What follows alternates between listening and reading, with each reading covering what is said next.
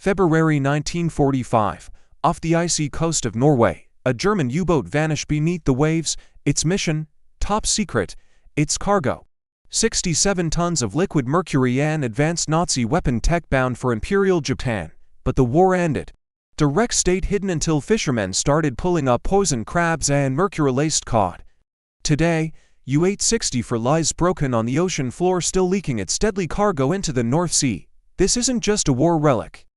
It's an active environmental disaster, one that's been ignored for decades. To understand why this sunken submarine still haunts us today, we need to rewind to the final months of World War II. As the Allies closed in on Berlin and Tokyo, Germany and Japan clung to hope.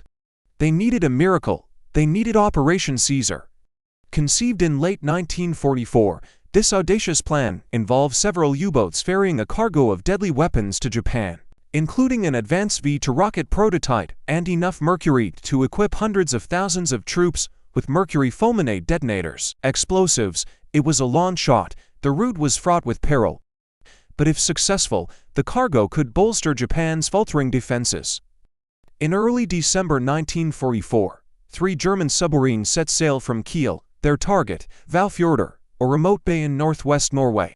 There they were to rendezvous with Japanese and Norwegian collaborators who would lead them through Arctic waters to the safety of the North Atlantic. U-864 left on December. Its hull alone was worth the risk. 1,857 cylindrical steel flasks containing a total of 67 tons of mercury, enough to fill a freight train to kilometers long. Its cargo wasn't just vital to Japan's war efforts, it was crucial to the Nazi zone. German U-boats relied on mercury fulminate detonators to ignite their torpedoes and depth charges, and stocks were dangerously low. So in addition to ferrying war material to Japan, U-864 was bringing home desperately needed supplies. It wasn't the only vessel to do so. U-864 carried blueprints for advanced jet engines and Messerschmitt engineers to help Japan build them. U-503 carried a team of Japanese military scientists, but neither vessel made it. As U-864 sliced through the icy seas, it was shadowed by HMS Venturer, a British submarine hunting its prey. On February 9, 1945, as U-864 zigzagged under the sea near Bergen, HMS Venturer silently tracked her. Her prey unaware it was being stalked. At 4:15 p.m., HMS Venturer got the drop, firing for torpedoes. U-864 dodged the first 3, but the 4th struck amidships. The U-boat split in half and sank with all 73 crew. Its secret cargo never reached Japan, but it didn't disappear. The war was over, Europe was liberated, but in the frigid depths of the North Sea, something sinister lingered. For almost 6 decades, U-864 rested undisturbed, a ghost ship of the past. Then fishermen noticed something unsettling. Fish they pulled from the sea around Fedge Island tested positive for mercury. Marine life was dying, poisoned by invisible toxins. In 2003, the mystery deepened. Norwegian naval sonar teams, alerted by the fishermen, located the shattered remains of U-864 2 nautical miles east of Fedge Island. The wreck sat 150 meters below the surface, split in 2, surrounded by scattered debris. But the real problem wasn't the decaying hulk itself, it was what was inside it. Those 1,857 flasks of mercury hadn't vanished, many were cracked. The seabed was now soaked with one of the world's most toxic metals. Every year, an estimated 4 kilograms of mercury leaked into the water, contaminating 30,000 square meters marine habitat. Local cod, cusk, and crab test far above safe mercury levels. Fishing was banned. The ocean had kept its secret for nearly 60 years, but now the world knew about the wreck of U-864. Questions arose. Should they salvage it? How could they clean up the mess? Or was it best just to leave it where it lay? You might think, why not just pull it out of the water? Well, it's not that simple. The wreck weighs over 2,400 tons. It's structurally fragile, corroded, and contains live torpedoes. Even the steel mercury flasks, originally 5 millimeters thick, are now as thin as 1 millimeter in places. One wrong move and we could trigger a catastrophic mercury release. In 2008, Norway awarded a contract to the same company that raised the Russian Kursk submarine to lift U-864, but after safety concerns and environmental protests, the plan was shelved. In 2010, Officials proposed a controversial solution: entomb the wreck in a concrete sarcophagus. In 2016, engineers began stabilizing the seabed beneath the wreck. They dumped 100,000 cubic meters of sand and rock to stop shifting sediments from spreading the Mercury further. It worked, but time was running out. By 2024, the Norwegian government finally committed to raising what Mercury could in 2026. The remaining mess would be sealed beneath the seabed forever. But what will it take to get this deadly ghost out? Divers first need to clear unexploded munitions. Engineers must cut the wreck into 12 sections for salvage. Then comes the hard part: removing 11 tons of mercury without spilling a drop. And that's assuming nothing goes wrong. It's been almost 80 years since U-864 met her demise, but she's far from resting in peace. This sunken submarine holds more danger than any ghost should, poisoning the very waters meant to grant her eternal rest. The war may be over, but U-864 is still waging ecological warfare. The seafloor should be a place of tranquility, a realm where life teems unseen. But near Fitcheo, it's a battleground. The enemy is invisible, insidious, and deadly. It's the legacy of a bygone era, a toxic inheritance from a war that ended before many of us were born. What happens next is up to us. Do we rise to the challenge or let this ghost continue haunting us? We stand at a crossroads. The decisions we make today will echo in the generations to come.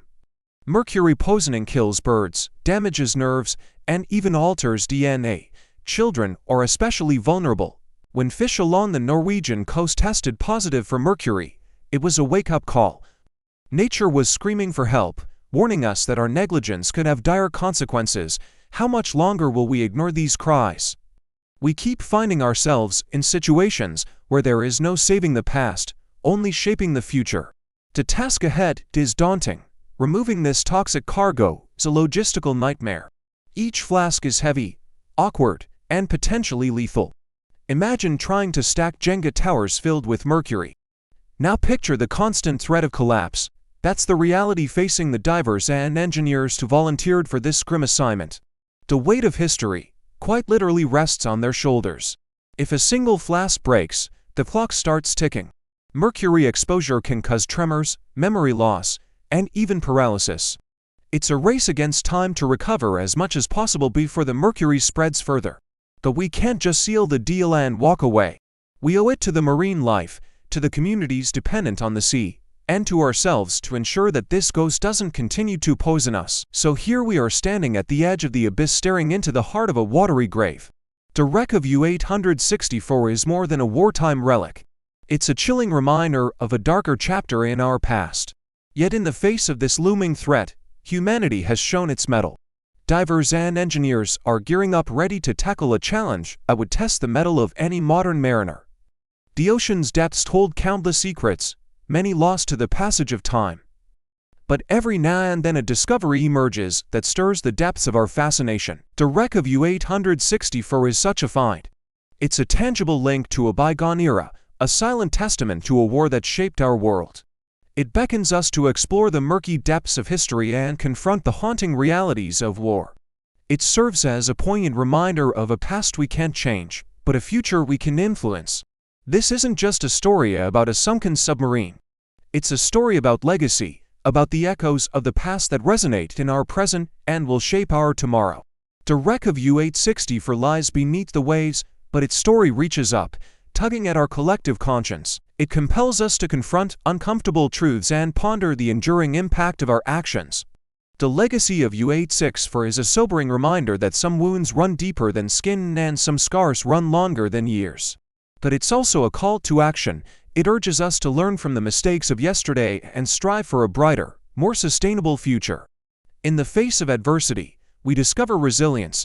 In the depths of despair, we find hope.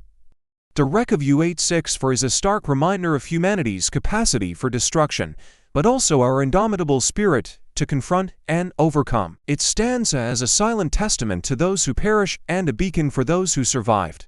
As we peer into the abyss, we're confronted with the fragility of life, the transience of time, and the enduring power of the human spirit. The wreck of U-864 may lie in silent slumber, but its story is far from over. It lives on in the annals of history, serving as a potent reminder of a world forever changed by war. Its presence beneath the waves prompts us to reflect on the true cost of conflict and the importance of striving for a more peaceful tomorrow. The wreck of U-864 is more than just a sunken vessel. It's a portal to the past, a haunting reminder of a world consumed by war. Its story is etched in the frigid waters off the coast of Norway, waiting to be uncovered. As we piece together the fragments of its tale, we're reminded of the resilience of the human spirit in the face of adversity, the enduring power of nature in the face of human ambition, and the importance of learning from the shadows of our past to forge a brighter future.